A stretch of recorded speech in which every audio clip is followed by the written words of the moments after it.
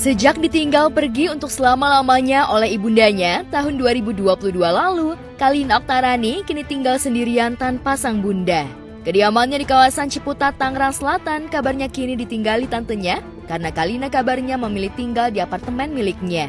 Tapi belakangan kabarnya Kalina akan menjual rumah peninggalan orang tuanya tersebut. Tapi rencana Kalina menjual rumah mendapat penolakan dari tantenya atau adik ibundanya yang kini tinggal di rumah tersebut. Keributan pun terjadi antara keduanya. Nah, katanya maklar ini bilang sama Rani bahwa saya menghambat rumah ini gitu. Enggak sih. Padahal demi Allah demi Rasulullah saya itu selalu mempersilahkan. Ya kalau memang dia datang, ya kan saya juga kan wanti-wanti kamu dari mana gitu loh. Kan sekarang kan banyak modus ya Mas. Jadi wajar saya kalau nanya. Kalau Rani bilang begini, awalnya baik, ya berakhir juga baik. Coba Rani bilang seperti ini, Mah, rumah itu mau dijual. Walaupun Rani pernah bilang, Rani tidak akan pernah mengusir sampai kapanpun gitu loh. Saya memang terlalu percaya dengan kata-kata manisnya Rani gitu kan. Nah, sampai kapanpun nggak bakalan mengusir mama. Nah, padahal ketika mau dia ngejual, bilang, Mah, maaf ya rumah itu Ani mau jual. Nanti kalau ada yang orang kesana mau melihat, tolong diizinin. Itu mungkin lebih baik kan?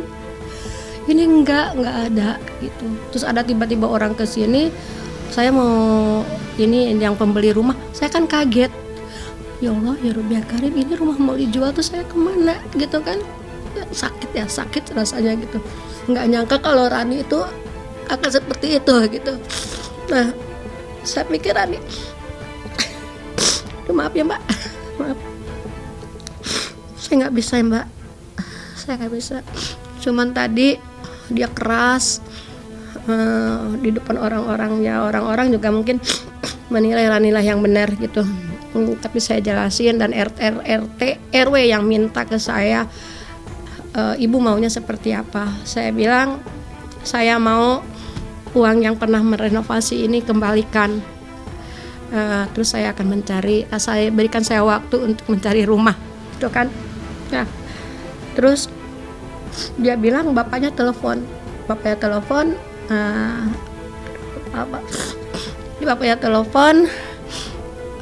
saya harus diusir gitu.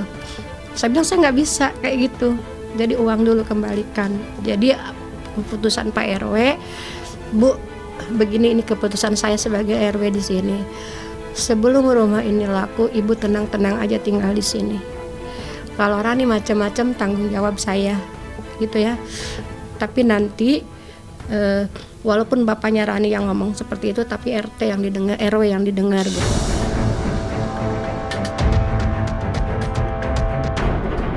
Cekcok soal penjualan warisan itu kabarnya kian memperburuk hubungan Kalina dengan keluarganya.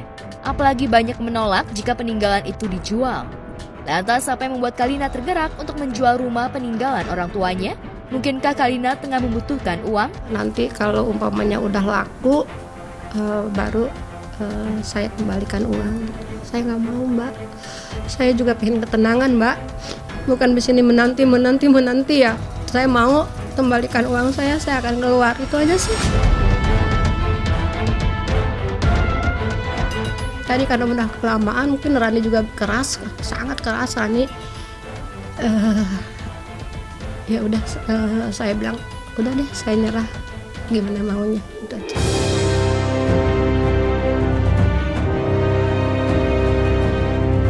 Ya, sejak bercerai dari Vicky Prasetyo, nama Kalina seolah redup dari jagat pemberitaan.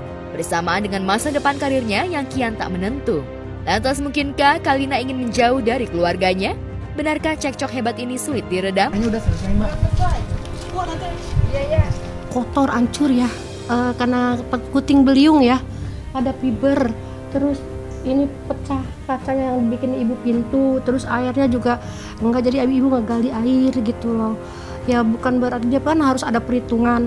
Kalau ibu yang kerja mungkin tiap bulan di sini dia gaji aja ibu gitu kan. Ini kan ibu nggak nerima apapun gitu ya. Wajar kalau ibu meminta, udah deh, karena ibu nggak punya uang. Kalau punya uang ibu nggak bakalan minta uang ke Rani. Ibu pergi aja. tolong kembalikan uang saya untuk mencari kontrakan. Kalau dia arif, kalau dia bijaksana, dia mengusir saya udah carikan kontrakan tuh, udah gitu aja. Ini kan enggak, jadi saya kan bingung kalau kayak begini.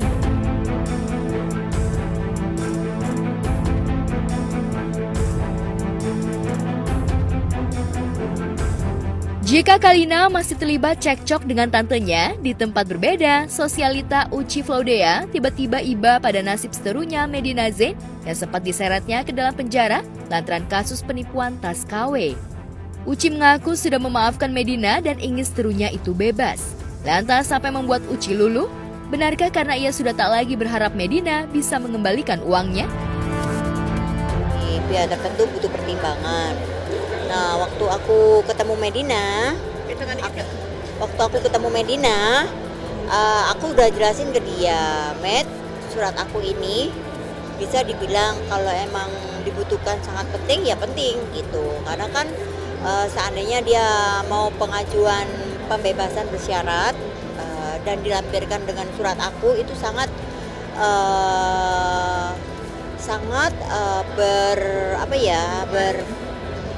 bermanfaat banget gitu buat dia gitu, karena kan aku sebagai korban dan aku sudah menyatakan bahwa aku sudah benar-benar mengikhlaskan atas semua kejadian itu.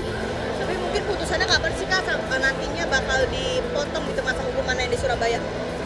Putusan yang di Surabaya Kan nanti diperingankan dari surat Uci. Nah, putusan itu kapan sih ada? udah putusan, itu yang di Surabaya 2 tahun itu udah putusan.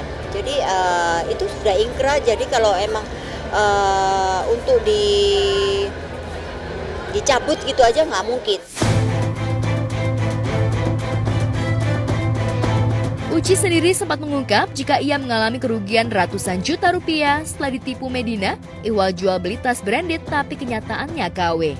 Ia akhirnya melaporkan Medina ke Polres Surabaya dengan tudingan penipuan. Alhasil, Medina pun dijerat pasal penipuan dan kini ditahan. Lantas mungkinkah dengan permohonan Uci, Medina bisa bebas? Bulan ini, tahun depan dia akan mengajukan PB ya. Aku kasih tahu Medina supaya untuk melampirkan surat itu tadi. Ya. Tapi gimana sih melihat artinya terlepas dari kasus ini, Medina yang kita tahu bergelimang harta, bisnis segala macam, tiba-tiba mungkin jatuh, mungkin bisa dibilang ekonominya terperosok gitu baru atas kasusnya dia sendiri gitu. Nah, kalau di sini melihat itu. Dia sih mungkin saya sih sebenarnya nggak terlalu kenal Medina ya, nggak terlalu kenal. Jadi saya kenal dia itu ketemu sekali. Dan yang kedua kali dia jual tas itu pada waktu itu kan memang pandemi ya, kita nggak bisa kemana-mana, seluruh dunia juga lockdown, jadi ya udahlah ngapain nggak ngapain, dia nawarin aku sih, ya udah ya aku mau aja. Tapi kalau track recordnya Medina seperti apa aku nggak tahu gitu. Jadi kalau memang dia terperosok seperti itu mungkin dia kurang hati-hati aja sih, dia nggak bisa memanage keuangan dia, dan dia tidak bisa memanage bagaimana pemasukan dia dan pengeluarannya dia gitu. Iya sih, prihatin aja sih kalau misalnya kan hukuman sekarang ini kan sampai yang pengancaman itu kan sampai Februari. Belum lagi yang di Surabaya kan 2 tahun.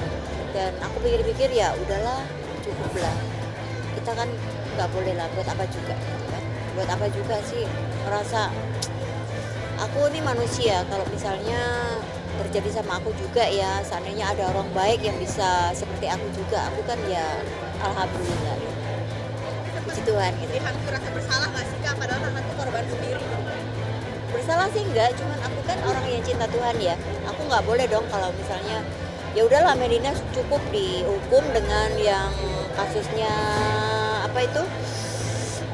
pengancaman aja, aku rasa udah berapa lama gitu kan ya. Nah kalau ditambah 2 tahun lagi kan cukup lama juga, tambah lama kan. Jadi hukuman yang dua yang aku laporkan ke Medina itu hukumannya cukup berat. Jadi udah 3 kali. 3 kali. Itu apa yang diutarakan sih, artinya keinginan dia itu selain bebas khas gitu. Ada tangis haru juga, Mak? Ya pasti dong. Aku pertama kali ke sana emang kita nangis-nangisan ya. Aku nggak tega juga. Walaupun dia nyakitin aku, walaupun dia pernah nipu aku, paling secara kemanusiaan ya aku juga kasihan lah. Dan yang kedua kan aku pikirkan lagi kalau emang dia terlalu lama di sana juga kan kasihan anaknya juga gitu kan. Dia kan tulang punggung keluarga ya. Jadi kalau di sini aku terlalu keras kepala juga. Aku nggak boleh kayak gini.